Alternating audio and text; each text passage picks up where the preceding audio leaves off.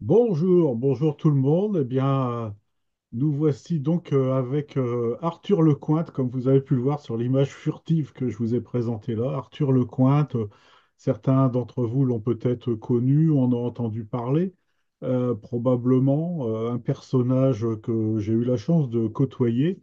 On était assez amis et il n'était pas forcément ami avec tout le monde, Arthur Lecointre. Mais c'était, enfin, je m'en honore. On a pu faire un certain nombre de choses picardisantes ensemble. Alors Arthur Lecointre, ben, je vais vous raconter comme d'habitude son parcours personnel qui est assez touchant. Et puis au-delà de toutes ces activités qu'il a pu avoir, et bien sûr et surtout le Picard. Le Picard qui l'a animé, et c'était quelqu'un, j'ai réécouté des enregistrements que j'ai pu faire avec lui il y a maintenant 25-30 ans. C'était quelqu'un qui parlait tout le temps Picard. Il parlait français, mais il parlait tout le temps Picard, même en parlant français. Son accent, sa manière de rouler les R, sa manière de conjuguer, de construire la phrase, qui n'était pas forcément d'ailleurs calquée sur la norme du Picard, et pas toujours dans le redoublement du sujet, par exemple, Arthur, mais il était quand même, c'était un vrai Picard rural. Il habitait Allery. Allery, c'est presque à mi-chemin entre Erennes et puis Alencourt, là, donc aux bordures du Vimeux, à proximité de l'Ouest amiénois. Mais c'est pas là qu'il est né. Il habitait à Allery. Son fils a été maire d'Allery. Donc il y a une implication dans la vie communale qui est assez importante et dans la vie cantonale, puisque c'est le canton d'Alencourt d'une époque qui est maintenant révolue. Les cantons ont été refondus, mais on va rester sur les anciens cantons que Gérard a connus au nord d'Oisemont, là. Ce canton d'Alencourt était très lié, les villages très liés entre eux et avec des rencontres intercommunales importantes dans les années 80, 90 et même encore aujourd'hui. Puisque quand on a fait l'hommage à l'ami Roland Dumont il y a un an et demi, eh bien, il y avait énormément de monde qui était venu de tout le canton d'Alencourt. Alors Arthur Lecointre est né en 1911. Il est né dans l'Amiénois, même presque dans le Santerre, à Pierrepont-sur-Avre. Pierrepont-sur-Avre, c'est tout près de Moreuil, hein. Et en fait, il n'y a pas, j'ai regardé, il n'y a pas d'ascendant d'Arthur Lecointre à Pierrepont-sur-Avre qui se prénomme, ou qui se nomme du moins Lecointre. Il n'y a pas de Lecointre dans le village. Il y en a un qui arrivera après sa naissance, qui sera berger. Mais c'est quelqu'un qui est beaucoup plus, enfin, qui est déjà assez âgé, qui a une famille, qui a plusieurs enfants, quatre enfants, et il n'est pas le père d'Arthur, fort probablement pas. En fait, on ne connaît pas ses parents, c'est un enfant de l'assistance, Arthur Lecointre.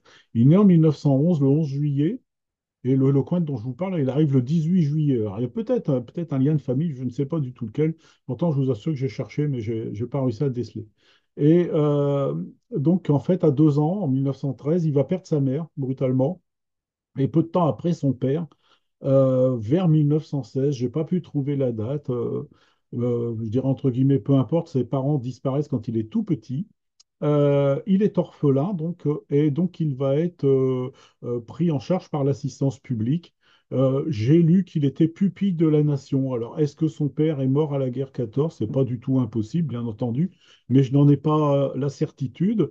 Euh, et il parlait peu de cette partie-là de son enfance, qui est toute petite, hein. Il avait 2 ans, et pendant les 2 années qui vont suivre, pour raison de santé, il est à Berck, donc dans le Pas-de-Calais, qui est un centre de remise en forme. Même encore dans les années 60, on allait à Berck quand on était enfant et qu'on avait des difficultés de croissance pour avoir de l'iode dans ses poumons. Ça a perduré tout au long du XXe siècle. Et donc, il est à Berck. Quand il a 4 ans à peu près, hein, il va donc quitter Berck et il est pris en charge par le bureau de l'assistance. Alors, l'assistance publique à cette époque-là, elle est organisée nationalement. Elle est pas, il n'y a pas encore les DAS ou des choses comme ça qu'on a pu connaître, qu'on connaît toujours d'ailleurs. Donc, c'est une assistance publique nationale avec des antennes locales. Et donc, lui, il est pris en charge par l'antenne d'Abbeville. Et ces enfants-là, on les appelle des paris. Paris, de la ville de Paris, hein, des paris, des Tchao-Paris en picard. Et donc, lui, il disait qu'il était un Paris, des Tchao-Paris, et il en parle dans sa littérature picarde. Et il sera donc placé à Allery. C'est là qu'il arrive à Allery. Alors j'ai retrouvé la famille qui l'accueille, c'est le couple Brunel, qui ont déjà une fille qui est grande quand il arrive, puisqu'elle est née en 1894, donc lui il arrive vers 1914-16. C'est une jeune fille qui a 20 ans, qui est couturière, qui ne vit plus chez ses parents. Par contre, il y a un garçon qui est presque de son âge, Jean-Baptiste, qui l'appelle Jean, qui est né en 1908, donc 3 ans d'écart. Et paraît-il, d'après Arthur, que ce Jean ne veut pas aller à l'école. Et c'est parce que le grand ne veut pas aller à l'école qu'on prend donc un Tchopari, qu'on prend un enfant de l'assistance pour que le grand soit entraîné à aller à l'école. Voilà, bon. C'est l'explication d'Arthur Lecointre à lui-même. Et puis, il y a un autre enfant, un enfant aussi de l'assistance, qu'il appelle un enfant de l'hospice. Donc, ces mots-là se mélangent, hein, hospice, pupille, assistance, mais tout ça ne fait qu'un tout, sont des enfants abandonnés pour des raisons, lui, d'orphelinat, très jeune, et qui se retrouvent placés. Ce couple se révélera être très aimant et qui l'accueille, hein, le couple Brunel. Et pour lui, ce sont ses parents, hein, tout simplement, sa mère nourricière, comme il en parle également, Marine Élise, qui est née en 1867. Vous voyez la grande différence d'âge qu'il peut y avoir, qui est une dame au foyer, qui a élevé ses enfants, et puis les enfants de l'assistance, mais qui donne un coup de main dans les repas, les banquets, tout ça. Et son père, Théodile, qui est né la même année que sa femme, en 1867, lui était barbier coiffeur. Il était coiffeur, mais dans les recensements, on voit barbier, et Arthur en parle comme barbier. Euh, Ils vont aller à l'école communale, c'est un bon élève, et il obtient son certificat d'études vers 13 ans, en 1924. Et à partir de là, donc il est mineur, hein, il sort du cursus scolaire. Ça sera son seul diplôme, si vous voulez. Et puis, il va travailler dans une ferme. Il est placé, alors il est toujours dans sa famille, mais il est quand même placé à Beauvais, dans l'immédiate Amiénois, là, le sud amiénois. Pour ceux qui connaissent, tout près de la ferme d'antan, Creuse, tout ça, c'est ce secteur-là, très rural. Euh, on reparlera de la ferme d'antan. Et de la ferme, c'est deux Hostinger qui l'accueillent. Et il est recensé là-bas en tant que domestique. En fait, il est un peu jeune, ouré, parcours, comme on dit, selon les endroits en Picardie. Et il est bon un petit peu à tout dans la cour de ferme. Ah, vous voyez, il est né en 1911, il a 14-15 ans, hein, c'est un adolescent probablement un petit peu chétif encore à ce moment-là. Bon, après, il aura une bonne santé, hein. Il va vivre jusqu'en 2002, hein. Vous voyez, il a quand même récupéré de son enfance. Mais on est quand même dans les années d'après-guerre, 14, les années pauvres. Il y a eu la grippe, enfin, il y a eu beaucoup de difficultés, et bien entendu, au niveau de la nourriture comme au niveau de l'habitat. Alors, dans la ferme d'Oesting, il n'est pas appelé Arthur, il est appelé Alfred, c'est son deuxième prénom parce que le patron s'appelle Arthur. Voilà, donc il ne faut pas mélanger. Quand on appelle Arthur, c'est pas lui, lui c'est Alfred. Il sera là-bas vaché, mais va refuser d'être vaché. Euh, et donc, il va se rebeller. Et le patron veut lui en coller une, quoi, à un moment donné, me dit, moi, si c'est comme ça, je m'en vais. Il arrive quand même à faire valoir ses droits et son respect à un certain moment. C'est parce que la fille de la maison refuse de s'occuper du fian de Chevac, quoi. C'est pour ça. Lui, il est pareil, il tient à sa dignité. Et puis, il va ensuite devenir charretier. Et là-bas, il va apprendre la culture, l'agriculture, de A jusqu'à Z, hein. C'est comme ça qu'il me disait. Et puis, en 1936, bon, quand il va être majeur, il va revenir à Allery. Et en 1936, il arrête de travailler à Beauvais. Et puis, il va faire énormément de métiers dans sa vie. Mais alors, beaucoup de métiers, petits, moyens, grands, comme on veut, on les prend comme on veut. Enfin, il occupe beaucoup de place sociale, mais toujours en milieu rural. Alors, il va être tour à tour facteur, marchand de poissons, cantonnier, c'est-à-dire qu'il va travailler pour les services des ponts et chaussées. Et puis, par la suite, il sera commerçant. Beaucoup de métiers, plus tout ce qu'il a pu faire dans l'agriculture, eh bien, ça lui donne une grande connaissance des petits métiers, pour la plupart disparus aujourd'hui, dont il nous parlera dans son œuvre en Picard. Et il en parlera avec beaucoup de détails, beaucoup de minutie, et puis avec un certain sens de l'aspect technique des choses qui vaut vraiment que aujourd'hui je vous parle d'Arthur Lecointre. Arthur se mariera avec Juliette Joly. Ils ont un fils, Roland, dont je vous parlais, qui est né en 37, qui est décédé en 2009, assez jeune, et donc, c'est lui qui a été maire d'Allery. Et puis, ils ont eu un fils, Christophe, donc un petit-fils pour Roland. Euh, pour, euh, pour Arthur, le fils de Roland. Si certains connaissent Allery, il y a un prix cycliste Lecointre, mais c'est le prix Roland Lecointre, hein, voilà, c'est la municipalité qui rend hommage à son ancien maire. Euh, En 1940, donc, ben, il est revenu à Allery, ils sont mariés, il a un enfant, un garçon, et donc il a 29 ans à ce moment-là, une petite trentaine d'années. Il supporte pas l'occupation allemande. Il a un tempérament politique déjà bien affirmé, communiste, et il va être résistant pendant tout au long de la guerre, enfin en tout cas dès les débuts de la guerre. Et il a un pseudonyme de résistant qui est Jarnik, Jarnik. Et il est rattaché à une compagnie de FTP du Vimeux, qui est la troisième compagnie à Allery. Et donc, je vous passe brièvement, vous aurez quelques détails. Il va aider en particulier à franchir la ligne de démarcation qui est à Pont-Rémy. Il va renseigner sur des rampes de V1. Il va saboter, et donc il profite de sa position de cantonnier, là, aux ponts et chaussées, pour saboter des lignes téléphoniques. Et ça lui vaut d'être ramassé par la Gestapo, de se retrouver à la commandanture, mais il fait preuve de naïveté, ça il savait très bien faire, pour échapper en fait à la prison ou à une condamnation. Et puis il va participer, il va être actif, très actif au moment de la libération d'Allery, là, avec son groupe de FTP. Ils vont arrêter les derniers Allemands qui sont dans Allery et alentour. Vous aurez des liens avec tout ça. Et, on retrouve, quand on cherche sur Internet, on retrouve donc la mention de son parcours de militant communiste. Il sera élu d'ailleurs communiste à la Libération. Il sera battu au cantonal et puis après il arrêtera sa carrière politique. Mais donc, il sera donc dans les sites Internet. On voit à la fois son action de résistant et puis son action de militant.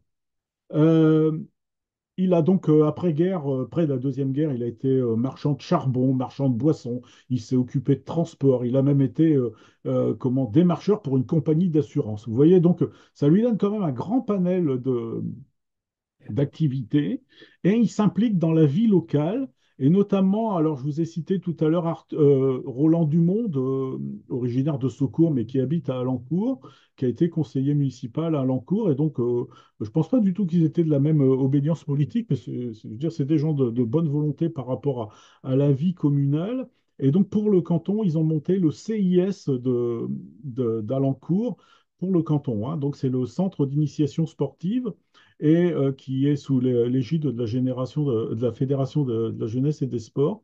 Et donc, il crée ça à plusieurs là-bas sur le canton. Gérard connaît bien le CIS, qui ne fonctionne plus actuellement, mais qui a fonctionné En plus du pharmacien, Monsieur Deschamps, qui était maire. avec Monsieur Deschamps, oui, le maire d'Alencourt. Et donc, ils ont créé comme ça. Donc, ils faisaient par exemple des allers-retours à Bulle pour faire en sorte que les jeunes du canton puissent apprendre à nager, hein, au début des années 60. Mais si je vous en parle, c'est que ça a une importance culturelle. C'est que le CIS a édité, alors j'en ai là un gros paquet, des bulletins patrimoniaux avec des informations sur l'ensemble des villages du canton. Et puis, bien sûr, et puis organiser des fêtes, on y reviendra un petit peu, et donc qui ont eu beaucoup d'écho, et puis la place du Picard était toujours présente. Moi, quand je dis toujours, c'est toujours, hein. Vraiment, il n'y a jamais eu quoi que ce soit sans qu'il y ait un petit peu de Picard ou beaucoup de Picard dedans. Et puis, il y a eu, bien entendu, les témoignages d'Arthur Lecointre qui ont été colligés dans ce bulletin du CIS, dans les réunions qu'il y avait régulièrement, et puis dans ce bulletin. Je vous aurai le lien aussi pour pouvoir accéder à ces bulletins qui sont mis en ligne. Et donc ça, c'est une de ces actions associatives et collectives. Et puis une autre qui est liée à son village, là, qui est liée à Allery. Allery, ça s'écrit A-2-L-E-R-Y. Euh, en, Dans l'ouest de la Somme, il y a deux villages qui s'appellent Ary. En Picard, Allery, ça se dit Harry, et il y a un autre village au nord de Rue qui s'appelle Harry, avec deux R. Donc il faut faire Harry et Harry, hein, voilà. Donc Allery ou Harry, et puis Harry au nord de Rue. Ça, c'est pour les gens qui ne sont pas du coin. Et puis, bon, l'anecdote, phonétiquement, elle est importante à signaler. Donc, dans son village d'Allery, Harry, il crée en 1984 une association Schlinswell qui l'a énormément porté à bout de bras, à laquelle il tenait beaucoup, qui est une association qui avait pour vocation à récupérer du matériel de tissage. Alors, de tissage manuel, mécanique, mais pas automatisé. Une inswell en français, ça se dirait de lance souple. Et donc, c'est une forme de toile. Et ils ont récupéré du matériel qui était assez rare, assez précieux. Et en 1984, la crise textile des années 70, qui est passée aussi par le Vimeux, Abbeville, le Vimeux, depuis Roubaix-Tourcoing, en passant par Beauval, la vallée de la Nièvre, bien sûr, elle a fini de faire ses dégâts. Il y a énormément de matériel automatique d'usine qui commence à être obsolète, mais alors a fortiori le matériel de tissage mécanique avec des métiers à tisser comme on en a vu, mais un certain nombre d'objets qu'Arthur m'avait fait découvrir, dont je n'ai pas gardé forcément moi tout le vocabulaire, tout ça, je n'ai pas du tout la connaissance. Mais qui était un matériel assez rare. Et puis, donc, ils ont récupéré des documents, beaucoup de choses. Et tout ça, ça a été mis en picard, hein, ça a un lien avec la langue. Et donc, il avait pour ambition, dans un premier temps, Arthur, de créer un circuit, comme il y a eu beaucoup de circuits touristiques qui ont été mis en place dans la Somme à la fin des années 60, les années 70, circuit de chez Intaille, circuit de chez Pailleuse, circuit de ceci, cela, partout dans le département. Et lui, il voulait créer un circuit du tissage, en fait. Et il avait vu Madame Goalès qui s'occupait du tourisme, mais ça n'a pas pris. Après, il s'est orienté vers un musée. On leur a donné une maison dans laquelle il y avait un métier à tisser. Ils ont récupéré donc tout ce matériel dans des granges qui s'écroulaient, dans des maisons qui s'écroulaient avec du matériel précieux. Et puis, moi, je suis allé dans cette maison et il y avait des expositions qui y étaient organisées. Il y avait des démonstrations. Et puis, bah, ça n'a pas débouché. Voilà, hein. Donc, et quand Arthur Lecointre, je peux dire, a vraiment milité dans ce domaine de la sauvegarde du tissage, mais ça n'a pas fonctionné. Euh, et donc, ben, c'est comme ça, je veux dire, tout ne fonctionne pas. Il en était conscient que ce serait très difficile et même déjà un petit peu dépité dans le courant des années 1990, quoi. Je veux dire, il se rendait bien compte que son projet, leur projet, il n'était pas seul, n'aboutirait pas. Euh, il y a Arthur Lecointre, dans les années 1960, ben, il est informé de l'appel de Gaston Vasseur à ce qui va devenir le groupe des Picardisans, du Pontieux et du Vimeux, qui existe toujours sous forme d'association. Donc en mai 67, il répond à l'appel de Gaston Vasseur, il est présent. Et il va tout de suite ben, participer très activement puisqu'il va non seulement proposer un texte qui sera dans le premier fascicule édité par les Picardisans, qui s'appelle l'Orthographe Picard, dans lequel il y a plusieurs textes d'Armel de Poilly, Gaston Vasseur, Eugène Chivot et Arthur Lecointre et d'autres, en Picard, pour montrer la variété linguistique de l'ouest du département de la Somme. Et Arthur participe également en invitant Maurice Daumont, chez Cabotan, entre autres, hein, qui est un enseignant, qui a été instituteur à Allery, il le convie donc à venir à ces réunions. Et donc, le lien d'Arthur Lecointre entre l'ouest du département, l'arrondissement d'Abbeville, le Vimeux, le Ponthieu et l'Amiénois, il est constant. Non seulement par, je vous disais tout à l'heure, sa naissance, donc là aux portes du Santerre, le fait qu'il soit allé dans son enfance, son adolescence, à Beauvais, le lien avec ici Maurice Daumont, et puis il y aura un lien avec Poignant au CRDP. Enfin, donc, il y a vraiment beaucoup euh, de- de- de- de- d'ouverture d'esprit dans ce domaine-là de la part d'Arthur Lecointre. Venons-en tout de suite à Poignant. Robert Poignant, c'était le directeur du CRDP, donc Centre régional de documentation pédagogique, qui était à Amiens. Et le CRDP, je vous parle d'une époque qui est amplement révolue, avait quand même pour fonction de donner de la documentation pédagogique au minimum départemental ou régional aux enseignants, aux instituteurs en particulier. Et donc, depuis les années 92-13, depuis 30 ans, ça n'existe plus sous cette forme-là. Et donc, donc, ça va paraître en 1982. Il y a eu déjà une cassette qui a été enregistrée précédemment avec des chansons d'Emmanuel Bourgeois de Vers-sur-Celle, qui a été éditée par le CRDP d'Amiens. Et donc, il y a dans cette dimension-là, Robert Poignant, qui est le directeur du CRDP, propose, et avec Arthur Lecointre, donc d'enregistrer un, une cassette qui est là, et puis d'éditer un livret en picard des textes qui va donc appeler la mémoire paysanne, et donc c'est marqué en dessous, première partie. Il n'y aura jamais de deuxième partie. Parce que pour des raisons que Arthur ne connaissait pas, mais enfin bon, il y a eu des problèmes mécaniques qui ont fait que les enregistrements n'ont pas pu continuer. Et puis, ça, c'est une des raisons. Mais bon, après, il y a peut-être des raisons financières ou de diffusion. Toujours est-il que ce recueil, c'est un recueil intégralement en picard, il n'y a pas de français dedans, sur 11, si je ne me trompe pas, 11 métiers qui sont décrits et qui sont dits par Arthur Lecointre. Alors, on verra tout à l'heure une de ces activités, on écoutera un extrait de cette cassette. Donc, c'est quelque chose d'important.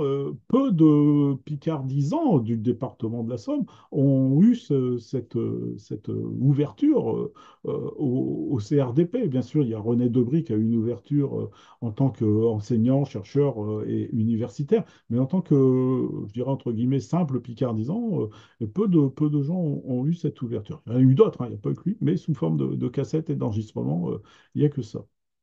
Puisque, bien sûr, Emmanuel Bourgeois, c'est pas lui-même qui a enregistré ces textes du 19e siècle. Euh, donc ça, ce sont des éléments importants parce que Arthur Lecointre était quelqu'un, comme vous avez pu le comprendre, il a son certificat d'études en poche, quelqu'un de courageux, quelqu'un d'engagé sur la mémoire, hein. Je vous donne pas, certains l'ont taxé de passéiste, je l'ai peut-être même moi-même pensé. Au début, je connaissais Arthur, et puis en fin de compte, je crois il était surtout très respectueux du travail des anciens. Peut-être inconscient au sens psychologique du terme, mais de la transition qui se faisait, mais très conscient qu'il fallait pas perdre ce qui se passait avant. Donc, inconsciemment, il voulait volontairement transmettre le vocabulaire, les gestes. Il ne pouvait pas parler d'un métier sans le mimer. Il parlait quelque chose, il se levait, il faisait les pas, il faisait les gestes, il allait chercher un outil, mais il faisait tous les gestes. Il vivait véritablement la transmission de cette mémoire-là. Et bien entendu, il le vivait en Picard, hein. Là, je veux dire, là, c'était pas possible autrement, hein. Et donc, il n'a fait que d'un travail de transmission des connaissances qui passe également par le français. Alors, pour le français, il a édité au cours des années sur 80 à 2000 trois bouquins. Donc, le premier, c'est sur Érène. Donc, Érène, qui est un chef-lieu de canton de l'Amiénois, mais c'est exactement la même chose que le mois dernier, ça m'agace. Donc, si je mets comme ça marche. Qui est donc une histoire. Alors, c'est une monographie, on dirait, mais c'est pas une monographie au sens des instituteurs de la Troisième République. Donc, il va donner tous les listes des maires, des curés, des responsables de la poste, etc. Donc tous les services administratifs, et puis bien sûr des éléments de l'histoire locale. Alors ce livre des Rennes est préfacé par Roger Vrigny. Je ne sais pas si ça vous dit quelque chose, mais Roger Vrigny, il tenait une émission culturelle et littéraire sur France Culture tous les samedis après-midi. Et c'était quelqu'un qui n'était pas du coin, mais il est enterré par ici. Et donc, c'était quelque chose c'était qui avait une bonne notoriété, un ami du recteur Robert Mallet. Euh, Il avait une maison dans la région à Ouarel.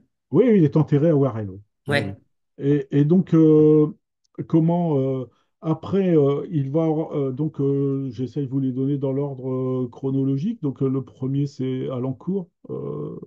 Oui, c'est celui-là, Alencourt. Quelle année? 88. Non, mais c'est 80. Non, enfin bon, donc on est bien dans l'ordre chronologique. Donc après, il va y avoir un livre sur Alencourt et les villages alentours d'Alencourt.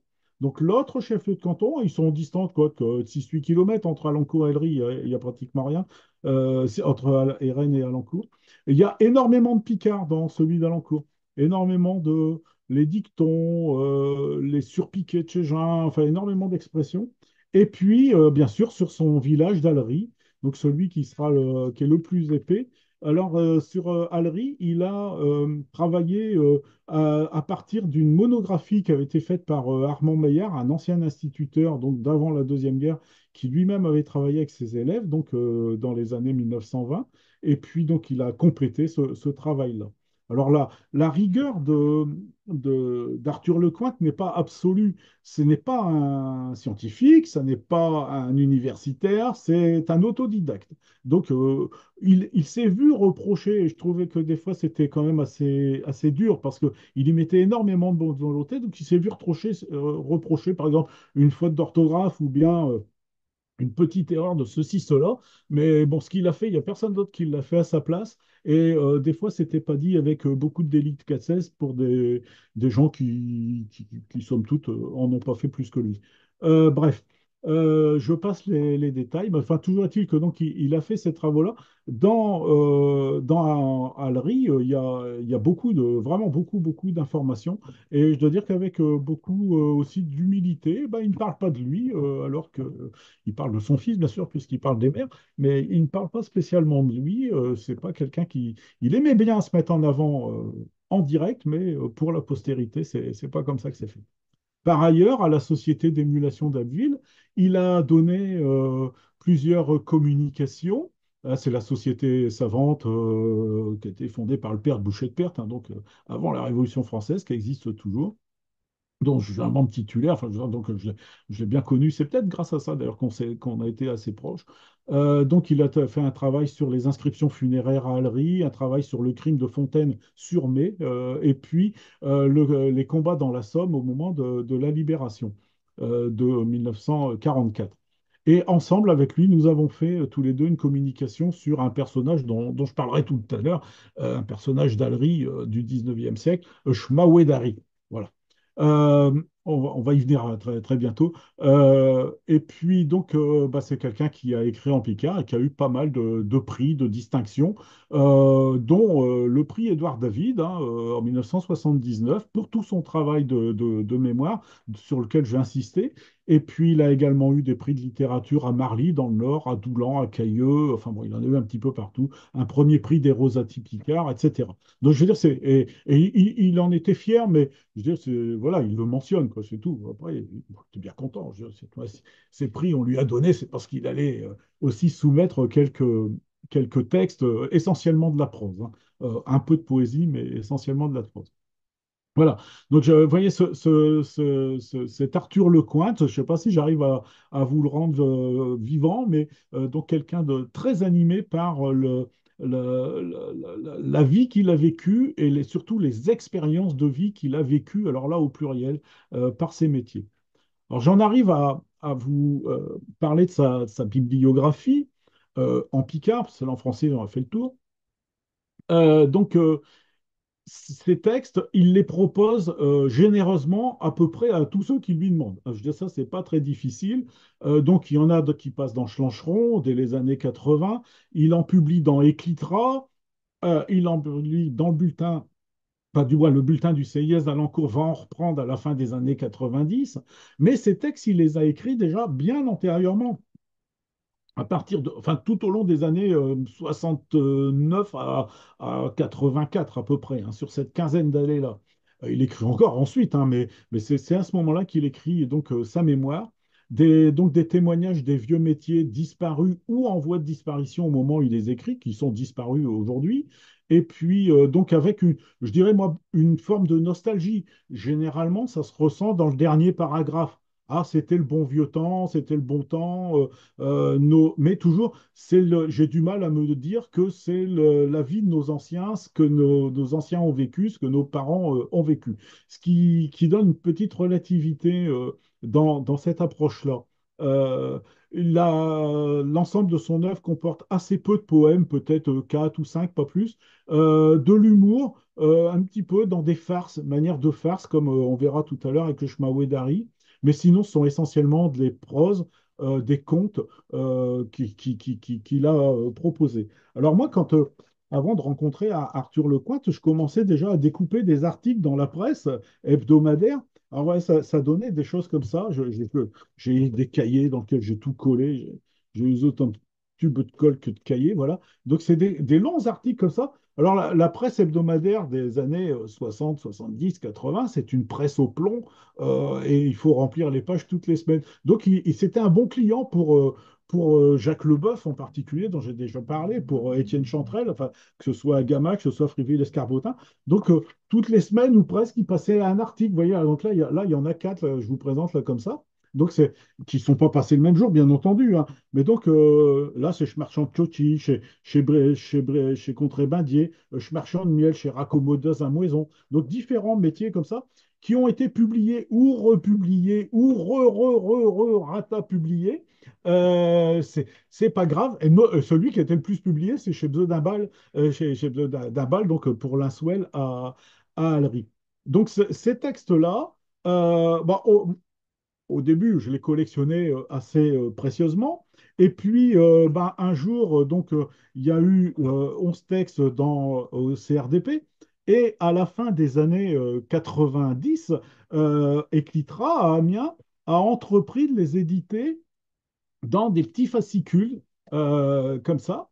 Et donc, ils sont repris dans des fascicules qui sont tous bleus. Alors, vu de loin, c'est bleu sur fond bleu, quoi, c'est du Klein.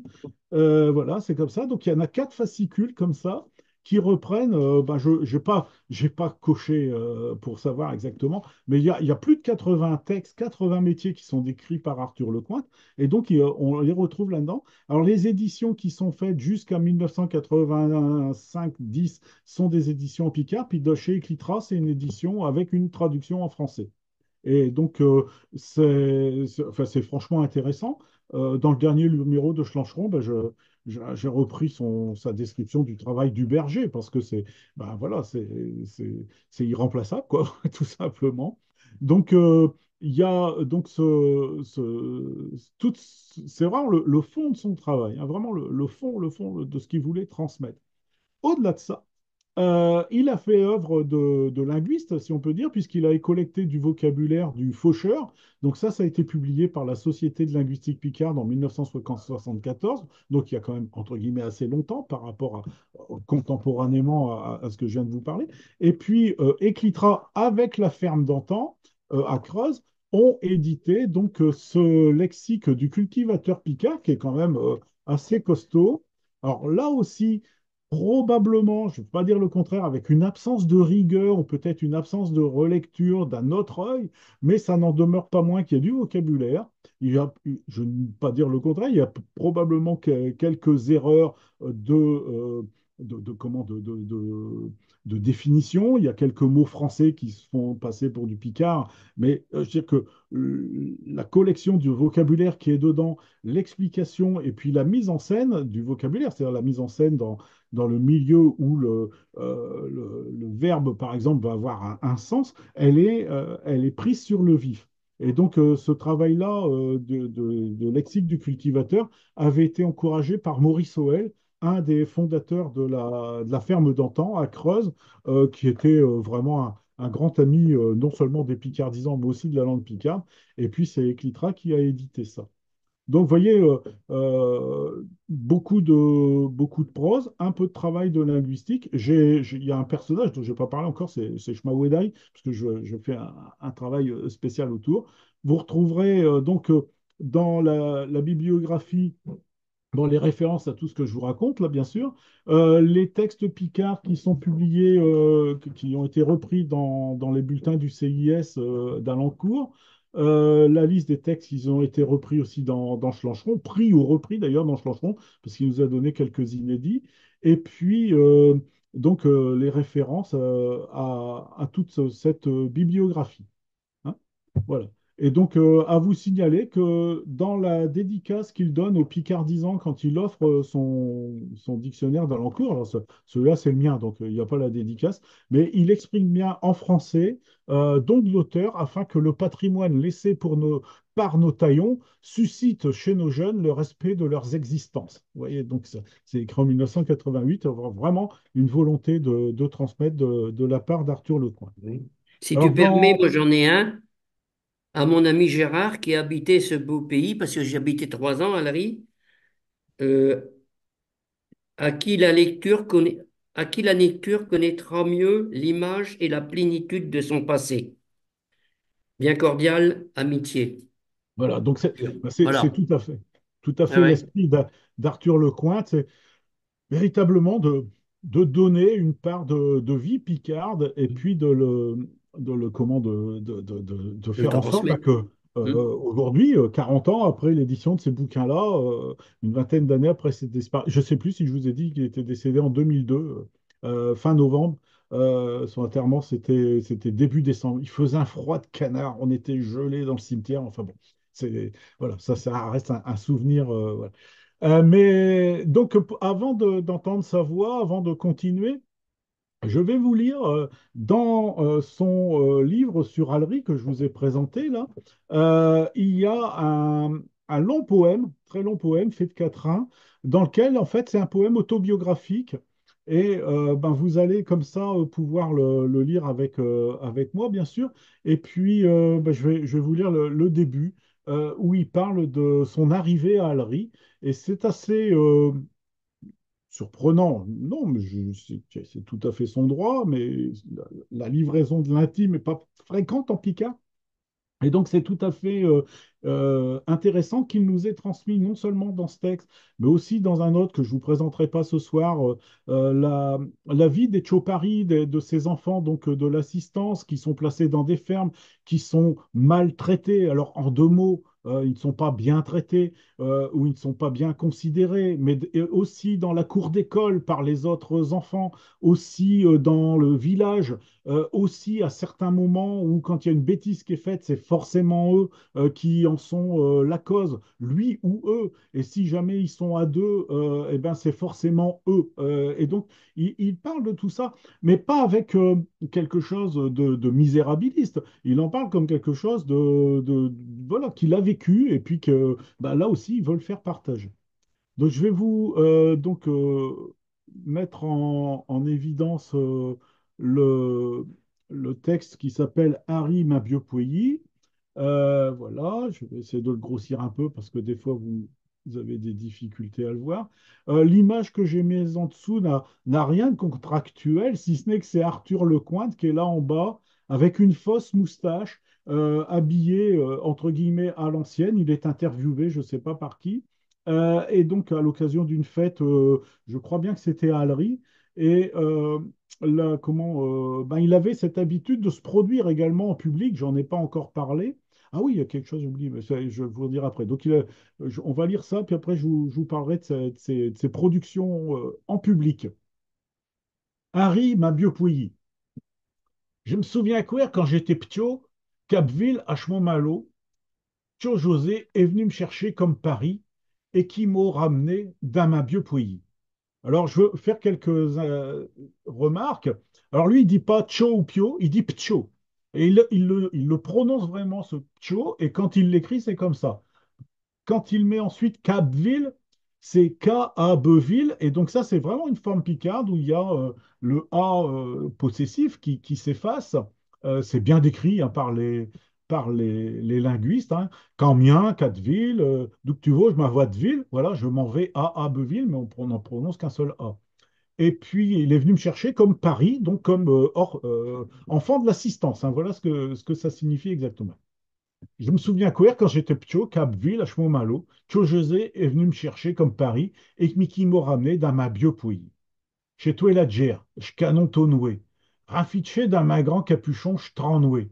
on faudait le voiture, j'ai trouvé tout échoui, en demandant plus d'un que où se trouvait Harry. Donc j'étais assommé, hein, j'étais abasourdi, échoui, tout échoui. Mère nourricière, Marine, et Saint-Pchonon, j'essaie de lire comme lui, me voyant près de Brère, m'auprès d'un Saint-Gron, tout en m'abraçant, m'a donné un chuc candi, en disant un vrai point aux arrivants d'un autre pays. Donc le chute candy, c'est la récompense vraiment la plus gentille, la plus cordiale qu'un parent, qu'un grand-père ou qu'une grand-mère peut faire à son enfant. D'un cingron, c'est dans son tablier, dans son giron, hein, le mot français, c'est giron. Quand au somme arrivé, on ne voyait plus clair. À bro, au mot déchendu pour une poitière. Et dans le maison au mot assis, aveugle déjà, dans ma beau pays. Tiers, c'est tombé. Tertus merveillouette, tellement j'étais ptio. Accoutré jusqu'à mes talons d'un capuchon de drap, j'avouais l'air bien minable, assis, tout près d'un gosse qui était de ch'poilly. Donc là, vous voyez, il est ptio, ce qui veut dire qu'il était malin, qu'il était chétif, hein, c'est dans ce sens-là que je le comprends. Il était accoutré d'un capuchon de drap, donc en fait, il est vêtu que d'une simple houppelande, diraient les bergers. Voilà. Et donc, il se retrouve assis à côté d'un tcho qui était de Chpoilly, donc un enfant du village. Il n'avouait un tout au fond, au maudit qui s'appelait Léon. Chez toi un Paris comme mi, qu'aux avoués ramené d'un Chpoilly. Donc, celui qui est dans le gamin qui est petit, qui est du village, ben, c'est Jean, c'est l'enfant de la famille. Et puis, Léon, ben, le tcho Paris comme lui. L'autre orphelin de l'assistant. Quelques jours après, j'allais à l'école avec Tiojan, qu'Odizoué Anne bricole, mais que Roué tout fouet pour me garantir être chez eux gosse de Chpoilly. Et c'est là que c'est aussi intéressant. Donc il va à l'école, ça il me l'a raconté, qu'il allait à l'école avec Tiojan, qui ne voulait lui pas y aller. Mais si Odizoué Anne bricole, et ben donc si on l'embêtait, il ne devrait pas y avoir de virgule, là, il y a une virgule en trop, je l'enlèverai. Mais eh ben, il aurait tout fait pour lui, pour le défendre. Hein, le garantir, c'est le défendre, c'est prendre sa défense des autres gauches de Chpoilly, donc pour pas qu'il soit martyrisé. Il faut quand même se rappeler que quand il arrive, là, il a au plus 6 ans, 6 ans et demi. Vous voyez. Donc un texte qui dure après, puis qui continue tout au long de son passage donc dans le village d'Allery, mais qui est moins axé sur son enfance. Alors, donc je voulais vous parler de Arthur Lecointre sur scène. Alors, je l'ai vu, non, je l'ai vu, je dis ça avec un petit sourire, mais je l'ai vu parce que euh, autour de 1985, par là, on avait été invité à donner un spectacle un dimanche après-midi à Lomprey-les-Corsins, et j'en garde, je ne dois pas être le seul, j'en garde dans ma mémoire, donc la séance avec Arthur, c'est que en fait, Arthur Lecointre est arrivé, il savait qu'il y avait une séance, mais il est arrivé grimé, comme vous venez de le voir, là, habillé comme ça, en paysan, et il s'est mis à dire un texte. Il n'était pas programmé, si vous voulez. Donc, bon, oui, bah oui, vas-y, Arthur, tu dis quelque chose. Et donc, Arthur Lecointre a dit un texte. Alors, le problème du texte, je l'ai là devant les yeux, parce qu'il m'a donné ses archives, Arthur Lecointre. Et donc, le texte, il fait jamais que 14 pages, si vous voulez. 14 pages de monologue de deux paysans qui s'en vont à Paris et qui sont, bon, il leur arrive des aventures, tout ça, en fait. Et donc, je viens de me rendre compte, là, en préparant la masterclass, que ben, ça fait partie de ces longs textes. Ça n'est pas un roman, faut pas exagérer, mais ça fait quand même partie de ces longs textes en prose, comme Michel Fouquet, comme d'autres ont pu laisser, qui émergent à la fin des années 70, mais surtout au début des années 80. Et donc, ça s'appelle exactement Deux tutéreux à Paris, histoire en 4 épisodes, ingénié par Espio-Maoué. Voilà. Donc, inventé par Chiomaoué. Et donc, bah, je voulais signaler ça. Donc, dans sa bibliographie, je vous ai mis qu'il y avait ce long texte en prose. Et j'en arrive avec Chiomaoué, excellente transition radiophonique, n'est-ce pas? Euh, pour vous parler d'un autre personnage d'Allery qui est Shmaoué Dari. Euh, Arthur Lecointre choisit le pseudonyme de Chiomaoué, le petit méchant, hein, Chiomaoué. Mais en fait, c'est qu'avant lui, dans le village d'Allery, au XIXe siècle, un personnage dont on parle encore, je n'exagère pas, hein, on en parle encore. Isidore Darras, tout le monde a oublié son nom. Modeste Dara, Modeste, ah, chez Farson Modeste, on commence à savoir de qui on parle, parce qu'à Allery, tout le monde s'appelle Dara ou presque, ou Poiret, mais sinon, voilà. Et donc, Isidore Dara est né à Allery en 1826, il va mourir en 1897, donc il a quand même 70 ans. Et à l'époque, c'est pas mal. Et puis, il est connu sous le pseudonyme de Shmawedari. Les farces de Shmawedari. C'est un personnage un peu fantasque, farceur, blagueur, qui fait peur aux enfants, bien entendu, qui se laisse pousser une énorme barbe blanche et qui fait de la politique et qui est bonapartiste.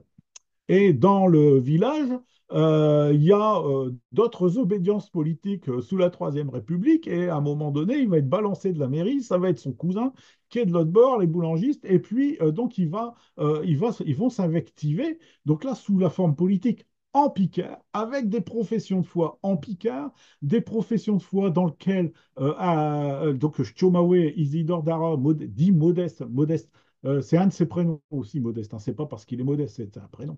Modeste Dara fait des professions de foi en Picard, il en fait quatre ou cinq qui ont été étudiées par Maurice Crampon, comment, et puis ensuite par Arthur Lecointre, que Arthur Lecointre connaissait aussi Maurice Crampon, donc encore un lien avec la Miennois. Et puis, ces professions de foi, il y en a qui sont conservées aux archives départementales de la Somme. Et puis, donc, Modeste Dara, en fait une même en demandant aux femmes d'aller voter à la place de leur mari. Les femmes n'ont pas le droit de vote, hein, on est quand même 1870-80. Et donc, mais il dit aux femmes, votez pour n'importe qui, mais pas pour eux, donc en gros, votez pour moi. Et puis, votre homme, tout de même, n'y connaît rien, prenez la décision à sa place. Enfin, c'était des choses assez fantasques, assez loufoques, si on veut, mais très politiques, hein, très, très marquées politiques. Mais il a déjà, avant ça, un pédigré assez important, Modeste Dara, parce que ben, il fait toutes ces blagues. Et il est marchand de charbon, enfin, il va de village en village. Et puis, il fait également du tissage, de l'emballe, parce que ben, tout le monde fait, vous savez, on est encore à cette époque qui va perdurer jusqu'au moins la Deuxième Guerre, où il y a un métier, un second métier à la maison pour l'hiver, hein. Il faut gagner un petit peu de sous en plus quand il n'y a rien à récolter dans les champs. Et puis, donc, ici, ça va être des pailleuses à Neuville-Copgueule, ailleurs, ça va être du velours dans le Nord amiénois, et là, c'est de l'emballe. Enfin, il y a différents métiers comme ça. Donc, Darras n'y échappe pas. Et donc, Arthur Lecointre va, en 1970, publier Les farces de Shmaoué-Dari dans un tout petit fascicule, là, comme ça, qui est pas facile à trouver, dans lequel on a une photographie, la seule qu'on connaisse, de Shmaoué-Dari. Et donc le méchant, hein, voilà, celui du 19e.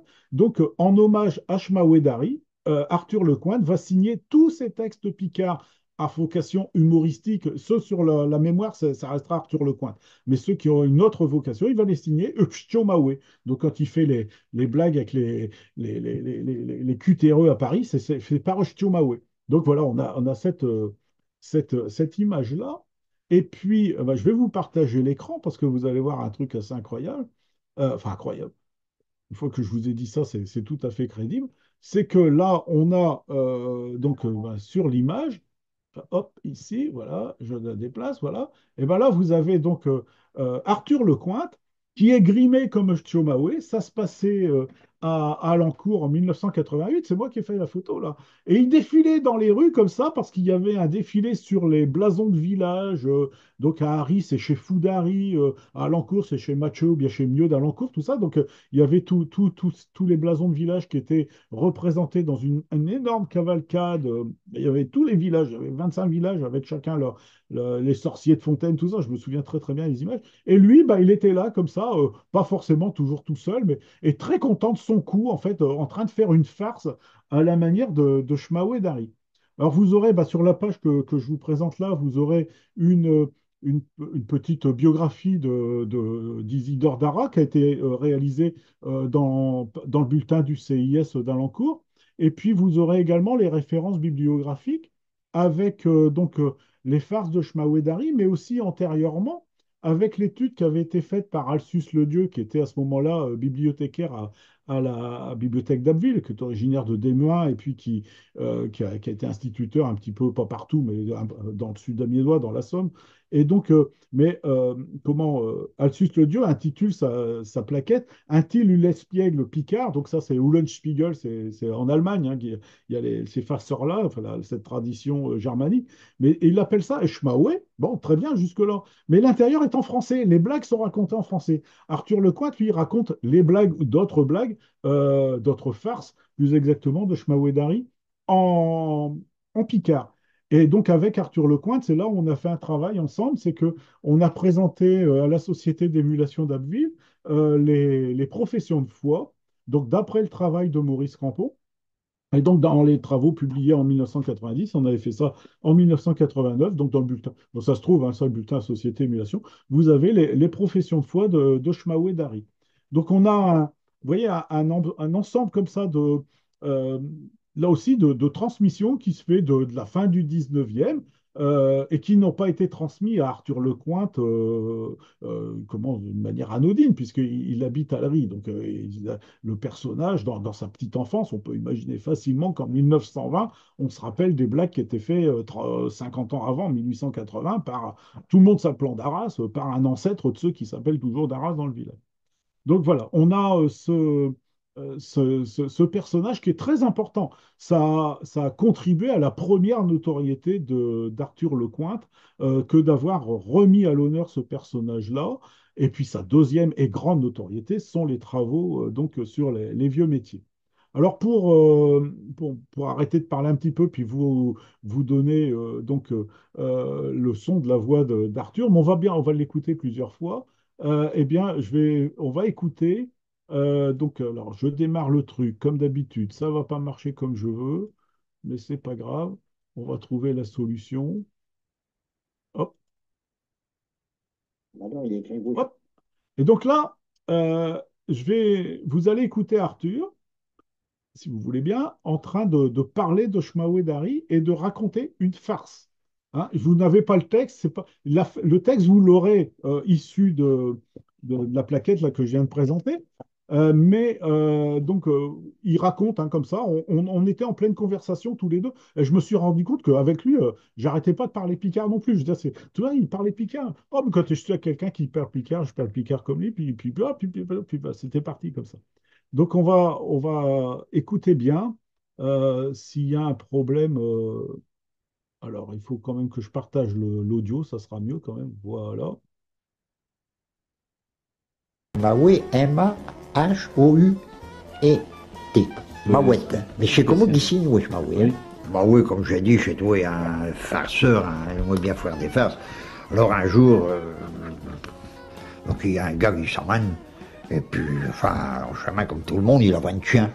Mais alors un Maoué de chien, à peu près comme lui, on pourrait dire, mais pas un Maoué comme lui, parce qu'il est plus doux qu'au, mais c'est un chien, c'est plutôt Maoué quand même, lui. Alors, j'avais au point du journée que la lotte est venue à son maison pour lui dire que c'est un chien l'avait mordu. Puis un jour, c'est dans ma main, puis il dit, dis, Modeste, c'est un chien qui m'a fouet. Donc il m'a ouais, ben tu ne le fais pas. Hein, il montant son pantalon. Qui t'a fouet? Ben, tu ne vois pas qu'il m'a mordu? Ben, un chien t'a mordu. Ben, mon vieux n'était pas dégoûté. Voilà. Bon, ça, c'est ça. Vous entendez comment il dit mordu, hein. Il dit pas mordu, hein, mordu. Vraiment, les R superbement roulés. Moi, je- je sais pas vous, mais moi je déguste. Hein. Quand je prépare ça, j'écoute les trucs au moins 5 fois. Hein, le temps de le choisir, le temps de le découper, de le mettre et tout ça. Et je m'en lasse pas. Hein, je m'en lasse pas. Alors, on va regarder à une autre farce. Hein, celle-là, vous l'aurez à l'écrit. Hein, mais bon, vous pourrez la réécouter quand l'émission sera diffusée. Donc là, je pense que vous avez la bonne page. C'est bon, là? Hein, vous voyez donc avec l'image de chez Foudari. C'est bon, Olivier, tu me fais signe, c'est Non, bon? non, non, Non, non. c'est pas bon. Ah, je me disais L'écran. bien que Voilà. je risquais un souci. Partageons la bonne page. Hop, là, c'est bon. Donc là, vous avez ici chez Foudary, ouais. Et donc là, c'était les blasons qui étaient présentés comme ça, des carrettes avec. Alors c'est chez Fou parce qu'on dit qu'ils ont voulu redresser leur clocher. C'est à peu près la même histoire qu'à Saint-Germain à Amiens, dans le quartier Saint-Germain à côté de Saint-Leu. Et puis là, vous avez Arthur Lecointe qui est grimpé là, mais Arthur grimé en Foudary aussi, mais donc Schmaoué. Hein. Schmaoué n'était pas fou. Hein. Voilà. Alors là, je vais vous lire. Donc vous avez Il n'est point dégoûté qui est juste au-dessus là. Alors moi, je ne vais pas rouler les airs comme lui. On ne sauront point d'où aller. Echelin dit l'eau, Modeste il dit à Saint-Comy. Dis Arthur, veux-tu venir avec moi? Aux irons à le fait d'Emnécher. C'est Merelsar qui est juste à côté d'Allery. Tu verras, on ne sauront point d'où aller. Donc l'invitation, c'est on va aller à la fête du village et on ne saura pas chez qui on sera invité pour manger tellement on est populaire, comme disent les jeunes aujourd'hui. Zévlodon parti, tout et deux, par corti boucher, piche Leckman chez Carbonnier. Il arrive, t'es juste comme au sortoir d'Elmest. Chez toi, l'habitude qu'en sortant de l'église, on dise un bonjour à ses amis, avec l'idée, pour être certain, de se faire inviter pour manger un bout de gâteau, de terre toute flamique, et puis de boire un bois que de site. Chez toi, le cas de Schmaoué. Vlodon en route à fouer des révérences avec sa commis répétoué derrière lui. Bonjour Périchi, à vos perlo, jusqu'à temps qu'il n'y ait plus eu personne sur le plage. Quand est-ce commis, il a vu que tout le monde s'en allouait, et puis qu'il ne pouvait point être invité, il demande à Modeste. Quoi qu'on m'avait dit? Bah, je n'étais sûr, et je t'avais petit point dit, que tu saurais point d'où aller. Voilà, il n'y a personne qui veut les inviter. Bon, c'est le renard attrapé, quoi. Hein, voilà, Mais donc il y a des blagues qui sont plus vicelardes, on va dire, dans lesquelles il fait vraiment des farces où il embête les gens. Puis il y a des farces où Modeste Dara se fait lui-même avoir à son propre jeu, mais il arrive toujours à retomber sur ses pieds. Il y a énormément entre guillemets, d'esprit picard là-dedans. Alors, vous aurez également une profession de foi de Shmaoué Dari. Je vous avais choisi celle où il s'adresse aux femmes. Hein. Je trouve que c'est assez amusant, ça. Et puis, donc là, il signe Shmaoué, Mahouet, Maoué. Et donc, comme vous l'avez peut-être remarqué tout à l'heure, Arthur prononce Maouet. Maouet, voilà. Hein, parce qu'il veut bien montrer là où ça se prononce, là où ça se prononce pas. Donc, voilà un peu du Maoué d'Ari pour vous montrer la gentillesse, en fait, le dévouement, même presque de Shmaoué d'Ari. Alors, forcément, j'ai fermé ce qu'il fallait pas, mais au Arc-Maché, hop, vous allez écouter à nouveau Arthur en train de raconter à nouveau donc une des. C'est pas une blague là, pour ce coup-là. Bon, une des aventures de Shmaoué d'Ari.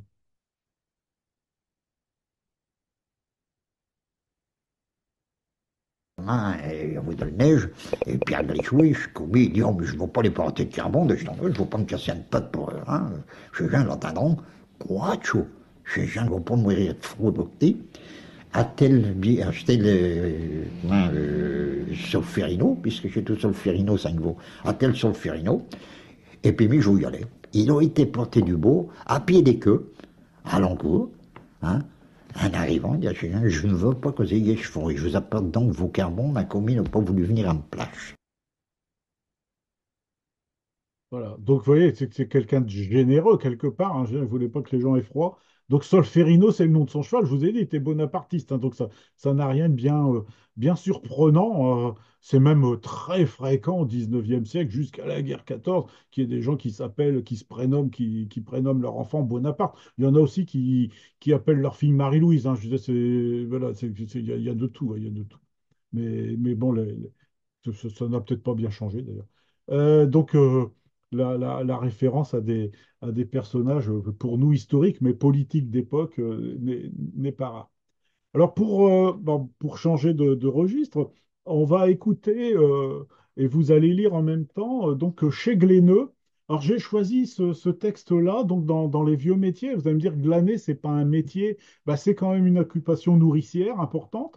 Et puis, je vous l'ai choisi d'une part parce qu'il n'est pas trop long, et puis, fait quand même 3 minutes d'écoute.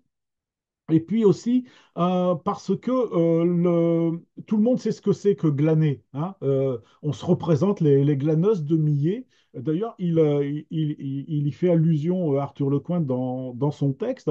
Donc comme ça, on sait que c'est un métier simple. Les autres métiers, il y a beaucoup de techniques, donc il faut des explications technologiques presque plus compliquées.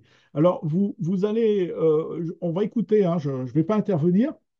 J'ai souligné les mots les moins courants ou les moins rapprochants du français. Euh, et puis, donc, un clairon, pour que vous sachiez d'abord. Alors, un clairon, ça n'est absolument pas une trompette sans piston. Là, le clairon, ça n'est pas non plus quand il fait une éclaircie de soleil entre deux averses. C'est un mot picard aussi, je veux dire comme ça que le temps s'éclaircit. Le clairon, non. Là, il s'agit d'un tissu qui est clair, qui est un maille très distendu, qui est un tissu non pas de basse qualité, mais de réalisation facile, qui est réalisé par les enfants et qui sert un peu de toile pas chère, de sac plastique d'aujourd'hui, si vous voulez. Voilà, de toile presque jetable. Et puis, donc, il y a un autre personnage, il y a un personnage qui va arriver dedans. Donc, je vous ai mis l'explication. C'est Hippolyte Decques qui a vraiment existé. Hippolyte Decques, qui était le garde-champ. Et le garde-champ n'est pas le garde champêtre, c'est quelqu'un qui gardait les champs, qui surveillait les activités des glaneurs afin qu'ils n'aillent pas voler des vrais épis qui avaient été récoltés, hein, puisqu'il y avait encore les meules qui pouvaient être présentes ou chez Dizieux, etc. Donc, ils surveillaient pour qu'il n'y ait pas de fraude. Voilà. Une fois que vous avez ces éléments-là, bah, après, vous allez pouvoir écouter Arthur, en sachant que il va parler des gléneux alors que ce sont toutes des femmes, donc ça devrait être chez Gléneuse, voilà, mais il va parler de Gléneux au masculin, donc là, c'est genré, c'est une autre époque. Et puis, écoutez bien comment il prononce la glaine, c'est-à-dire l'épi, les épis qu'on va glaner, hein, je parle de cela, et non pas la glaine, la poule, hein, qu'on connaît tous et toutes, mais il les prononce strictement pareil, Glan, comme ça. Et d'un côté, il écrit Glen avec un E, et de l'autre, AI, comme Galina, comme la poule en latin. Et ça, l'écriture, si elle se calquait uniquement sur la prononciation, on aurait beaucoup de difficultés à déceler à quel moment il parle des poules, puisque là, il parle essentiellement des glennes. Donc les gleineuses, elles vont chercher des glennes, hein, qui sont donc vous savez, des épis qu'on ramasse après la récolte, après le moedeux, après la moisson. Alors maintenant, il faut que je vous partage le son tout en partageant l'image.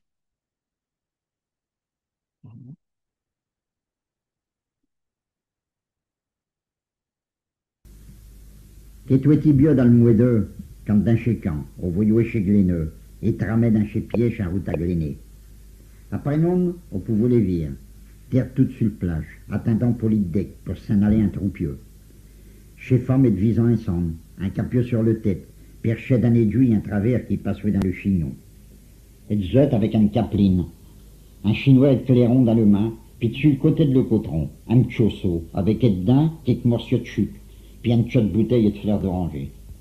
D'un chemon, des gosses qu'acouroués, s'embutchant dans la note, se faisant même houspiller par chez femmes, qui le donnent un taloche de temps en temps, les traitant à mesure de tous les noms, nazu, puis tout ce qu'on veut. Chez toi comme au, jusqu'à temps qu'aux arrivés d'un chez camp, le qu'aux alloués glénés. Arrivé à le piège, chez gosse c'est chamouette, tandis que chez femme, mets-toi le chinois, rafistolouette un mollet le chignon, puis le capieux. Après avoir mis à terre un vieux caraco ou une vieille casaque, si des fois on va plus voir, puis l'encher leur chiné pas dessous. Il s'en allouette dans le piège, puis l'autre main chouette à ramasser des épis qui traînent dans les étoiles, avec une main qui passe dans l'autre, jusqu'à temps qu'elle est au pleine. L'autre, il prend une minute de feu qui passe par en dessous, puis qu'après en avoir fait un tour, il repasse dans le mi-temps de glaine, et alouette le poser à côté de le casaque.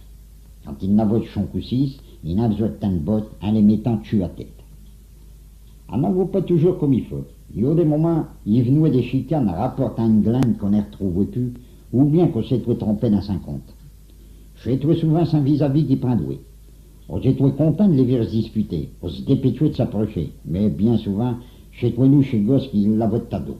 On s'est le zoua apostrophe pas garde, puis on se rend à l'autre de l'autre bout. Il y en a toujours qui profitent de ce moment-là pour tirer à chez moi. Pauvre Polyte. Il n'est pas toujours à le fait.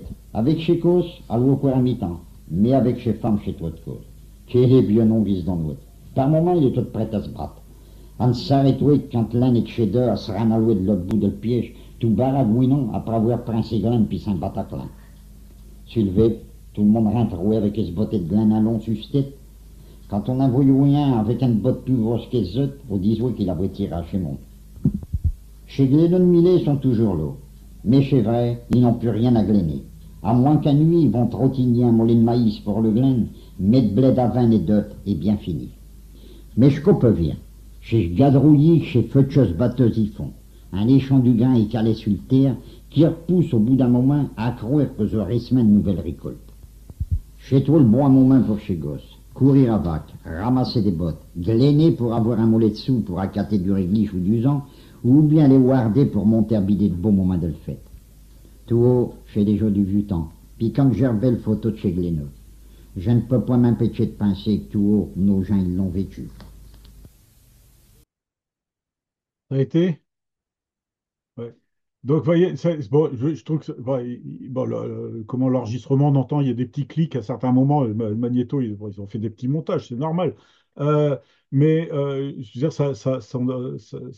son élocution, elle est très fluide malgré tout. Et puis, il y a un passage qui m'a surpris, que j'ai bien écouté là. C'est euh, chez Gosse, donc c'est les enfants qui prennent quand il y a une bêtise qui est faite, hein.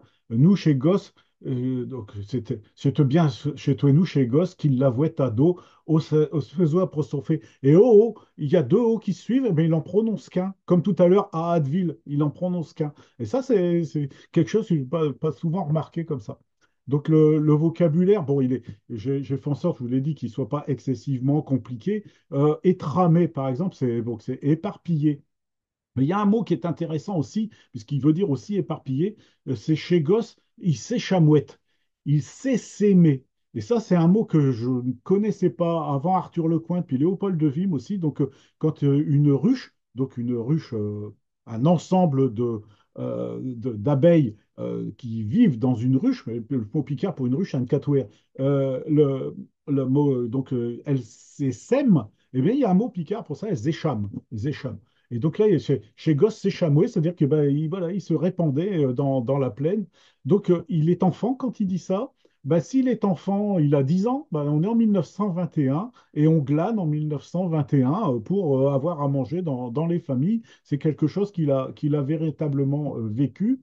C'est une époque où il y a essentiellement du blé, de l'avoine, hein, Zaven, comme il dit. Mais donc, bien sûr, il n'y a pas de maïs. Et vous avez remarqué à la fin, donc il y a du maïs pour chez Glenn. Donc là, on est vraiment dans les années 70. Moi, j'ai vu arriver du maïs dans le département. La première fois que j'ai vu du maïs, c'était dans le sud-ouest. Comme là, dans le département, le maïs est arrivé 75, peut-être même à 3 ans près dans ces années-là.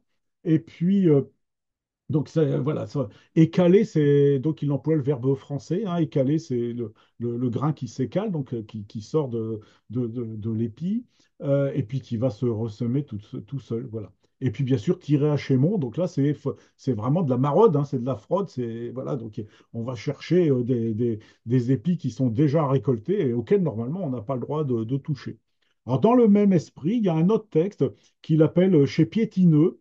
Chez Piétineux sont des gens qui marchent à petits pas comme ça pour glaner des pommes de terre avec un bâton muni d'un clou au bout. Et donc, ils ne se baissent pas, ils ramassent les pommes de terre, puis ils ont un sac et puis ils les mettent comme ça. Et donc, ils vont tout piétinant dans la terre. Donc, ils racontent ça au long d'un texte. Et ça a donné naissance, non pas l'histoire d'Arthur Lecointre, mais cette pratique de glaner les pommes de terre donc par chez Piétineux. À Saint-Maxence, ça a donné naissance à un jeu, entre guillemets, où on s'est amusé à lancer des pommes de terre au bout de ces bâtons-là pour faire au plus loin, si vous voulez. C'est pas tout à fait encore une discipline olympique, mais ça pourrait le devenir, sachant qu'il faudrait quand même respecter la nourriture. Donc, voilà un exemple, un tout petit exemple, hein, parmi les 80 et quelques textes. Moi, ce matin, j'ai recompté que j'ai tombé sur 81. Je suis quasiment persuadé qu'il y a un petit peu d'avantage, mais enfin, plus de 80 textes qui parlent de ces métiers, de petites gens, de petits métiers, mais il y a aussi les commerçants, il y a aussi la coucheuse, qu'on appelle chez Tchot Femme, etc. Donc, qui sont essentiellement des métiers ruraux, que Arthur a soit pratiqué, soit côtoyé de très près. Euh, alors, avant, on a encore un petit peu de temps, Ouais. je fais en sorte qu'on À essaie de... À Rambirel, dans la région, là, ils faisaient un jeu à bicyclette, justement, ramasser comme ça les pommes de terre. Ramburel, voilà, Ouais. Saint-Maxent, Ramburel, c'est ça. Ouais, ouais. Avec un Ils bâton, avaient avec un clou. compliqué, Ouais, ouais. ils avaient compliqué le sport Hmm. avec une bicyclette, effectivement, avec un Bicyclette. Ramburel. Ouais. Alors, je vais vous donner un autre aspect de l'écriture d'Arthur Lecointre, c'est deux textes. Donc, il y en aura un qui sera son testament poétique, c'est en 1995, il a encore une petite dizaine d'années à vivre. Et puis son texte qui a été premier prix des Rosati, et puis après, on pourra encore l'écouter. Hop, voilà. Donc là, le premier, c'est d'un autre point de vue. La photographie un petit peu colorée, là, c'est une photographie d'Arthur Lecointre que j'avais pu faire lors d'une séance des Picardisans, à peu près contemporaine du texte. C'est pour ça que j'ai choisi d'illustrer avec ça à ce niveau-là. Et puis la photo en noir et blanc en bas, là, c'était banquet des Picardisans à l'enchère. C'est un banquet où on a pu passer vraiment, on était avec toutes les générations. Là, on était avec ceux du 19e siècle, ceux du 20e, et puis ceux qui vivent encore au 21e siècle. Toutes les générations étaient là, on s'était succédés les uns les autres. C'était un grand, grand, grand moment. Laurent Delaby était là. Enfin, il y avait vraiment énormément de monde. D'un autre train de fût, d'Arthur Lecointre. Causez-toi-t-il bien d'un autre train de fût, devant un choc d'épines qui sera un chouet tout sturdant pour une poêle mourir, comme pour une poêle mourir, intrigué d'un chez farandole et de flamec, et puis de femé, à croire des marionnettes qui montouettent et puis qui déchindouettent, un léchant au passage, le cramoillis, comme pour montrer le colère. Alors la phrase est longue, mais l'image est belle. Une choque, c'est une souche d'épine, donc de l'épine noire ou de l'aubépine, l'une des deux qui se rattachait, donc qui diminue, qui rétrécit. En se tordant, on voit le bois qui est travaillé par la flamme, comme pour ne pas mourir. Donc elle essaye de se débattre pour ne pas mourir.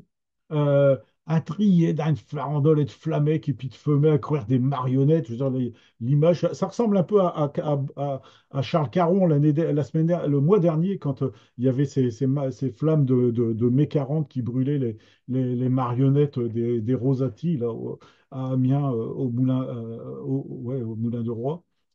Euh, donc, il montrait des chandelles. Les chants, au passage, le cramouillis, donc là, une forme, la crémaillère en picarde, elle a quasiment une prononciation par village, hein. Cramilly, Crabilly, là, c'est cramoillis, mais il y a un lexique pas possible autour de la crémaillère, donc ça, c'est la prononciation locale, comme pour montrer le colère.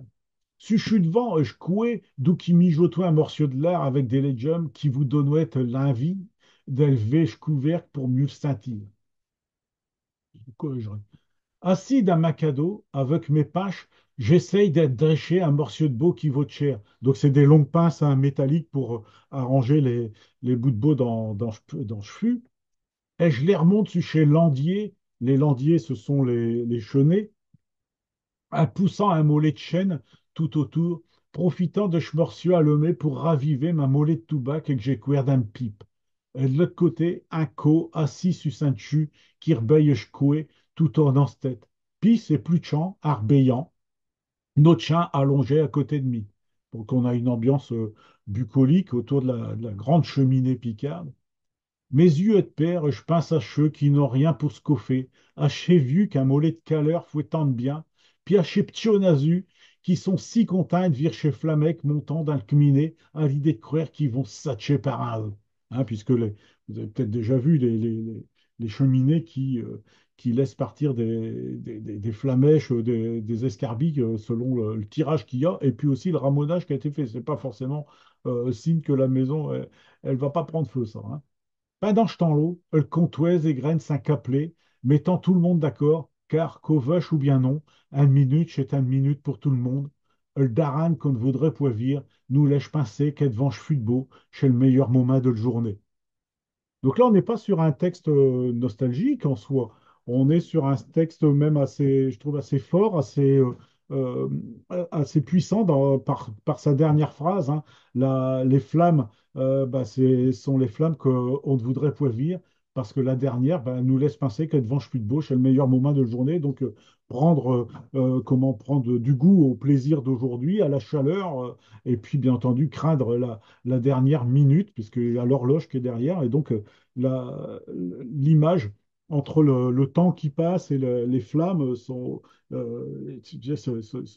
ça crée une forme, pas de poésie en vers, puisque c'est quand même un texte qui n'est pas en soi poétique, mais ça crée une image qui est assez forte, qui méritait peut-être bien un premier prix des Rosati Picard, donc en 1989. Coué, c'est quoi? C'est le chaudron Oh, qui c'est le sert même mot à... qu'en français, oui, c'est Ouais. un chaudron, oui, un coué, Hum, oui. Alors, il est plutôt mais, en fonte, et puis en français, un hum. coué, ça va être en terre cuite, mais c'est un ustensile qui permet de faire chauffer de l'alimentation. Et donc là, un texte qu'il m'avait donné, d'Arène Pensée, un vieux picardisant s'intins fin prochaine, l'eau décidé, arbeillant Saint-Ptio Baudelaine, d'avouer à ses amis ses ouvrages impiquaires pour qu'au jour d'un nuit, ils prennent trop d'ertère. Wardez-vous qui le zodi de s'être armé à tout vin, chez l'homme navi, pour mieux dire ma testament. Acheux d'un nuit, puis achète-l'eau de demain, je picard, comme on dit, doit sur 5 mains. Chez pour vos amis, je vous demande d'emblée, drager dans vos armoiries, je travaille en nos gens. Moralité, passons à nos piqueurs, d'elles léchons point mourir. Bon, bien sûr, on est sur le thème des fables, d'une des fables de La Fontaine, hein. Donc c'est calqué dessus. Et donc, ben, Arthur, en m'envoyant ce texte-là, il m'a fait le plaisir de me donner ses cahiers de coupures de presse, et puis avec quelques inédits dedans, quelques manuscrits, et donc avec un ordonnancement, et puis quelques éléments que j'ai pu partager sur son parcours, enfin sa biographie, et puis ses récompenses, parce que n'en avait pas la connaissance ailleurs. Voilà, donc je veux dire, c'était moi quelqu'un avec qui j'ai beaucoup échangé. D'autres personnes me l'ont dit, ah bah, il ne veut plus m'accueillir chez moi, chez lui, il ne veut plus qu'on l'enregistre, il ne veut plus. Alors ça m'a toujours surpris parce que je suis pas le seul, hein. Quand je dis je, c'est parce que je l'ai vécu, mais je sais très bien qu'il y en a d'autres qui sont allés chez lui. Et ben à la fin de sa vie, dans les 20 dernières années de sa vie, il était un peu désabusé. Des étudiants, des enquêteurs, des gens qui venaient comme ça le solliciter et pour lesquels il n'avait pas de retour. Et je veux dire que ça m'avait fait réfléchir, ça, parce que j'avais été surpris qu'ils ne reçoivent pas certaines personnes qui me semblaient intéressants et importants, qu'il puisse leur donner une part de son Picard. Et mais en fait, compte, oui, c'est vrai que bien souvent, pas toujours bien entendu, mais bien souvent, un étudiant, un doctorant, enfin peu importe, je veux dire, je ne vais pas mettre d'étiquette particulière, vient, on passe une demi-heure, puis ça dure 3 heures, et puis ça dure une journée, puis on se voit 2 fois. Et puis après, il y a peut-être un travail qui est fait ici ou là, hein, en France, à l'étranger, peu importe. Et puis on n'en a plus du tout d'écho. On répond à une enquête. Et ça m'est arrivé X fois, moi, dans les 40 dernières années, d'être comme ça sollicité, de généreusement donner de mon temps, et puis donner de l'information, donner des pistes, des contacts. Et puis tout s'évapore. Et ben Arthur, à la fin de sa vie, il en avait marre. Il en avait marre. Et puis des fois, je me dis, ben, je comprends qu'on puisse être aigri aussi parce que, ben, je vous disais, son projet de Schleswell n'a pas abouti.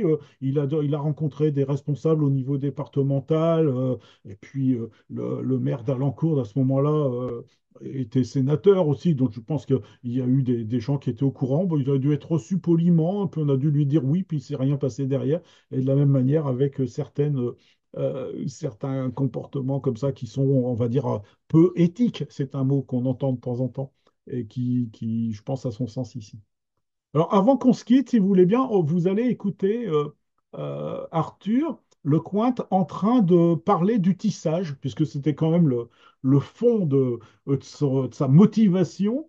Il parle du tissage et du bruit de la navette, mais il le dit avec le rythme. Et c'est pas du tout pareil que quand on lit le texte. Il le dit avec le rythme, et je vous promets, je vous assure, j'y étais. C'est un enregistrement que j'ai fait personnellement. il faisait les gestes. Il faisait les gestes avec les mains et avec les pieds. Alors là, vous ne pouvez pas voir. Puis en plus, si je les fais, ça va être complètement ridicule, puisque je ne sais pas tisser. Déjà, vous voyez, je fais avec deux mains, alors que c'est une seule qui fait aller la navette. Et puis, donc, avec les pieds, il faisait les deux mouvements pour que les parties du métier à tisser, dont je ne saurais pas vous nommer les noms techniques, bougent. Et donc, il va vous dire ça. Et il va vous parler du travail des enfants qui sont mis très jeunes au métier à tisser et qui fabriquent le clairon dont je vous parlais tout à l'heure. Et donc ça, il va vous le dire en 2 minutes, que le tout, c'est que je partage mon bazar. Voilà, parce que ça, c'est... Hop, hop, hop, hop, hop, attends, attends, attends. Attends, Arthur, il est pressé, plus pressé que moi, hein, chez quelque chose. Quelque chose chez Jean Le. Donc ça va être ça.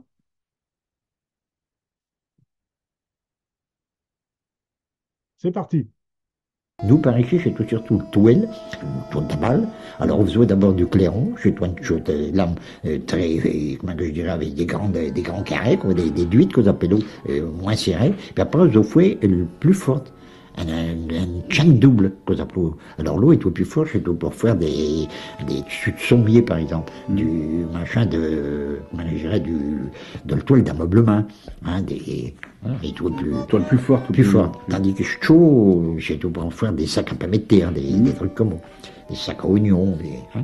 Alors chez toi, souvent, chez le gosse, en sortant de l'école, ça prenait à faire un clairon. Dans tout chez Moison, il y avait un, deux, trois métiers. Ainsi, ici, il y avait trois métiers. Il y avait un métier là dans le fond, un de chaque côté. Et j'attendais, je dirais, quand il m'achouait, quand il tapouait, nous l'attendait, d'abord d'achouer, on attendait qu'à faire lick et faire lac. Hein. Oui, le bruit de navette, quoi. Je l'attendais, faire lick et faire lac, et faire lick et faire lac, et faire lick et faire lac, et faire lick et faire lac. Mais alors il peut faire un cabotin.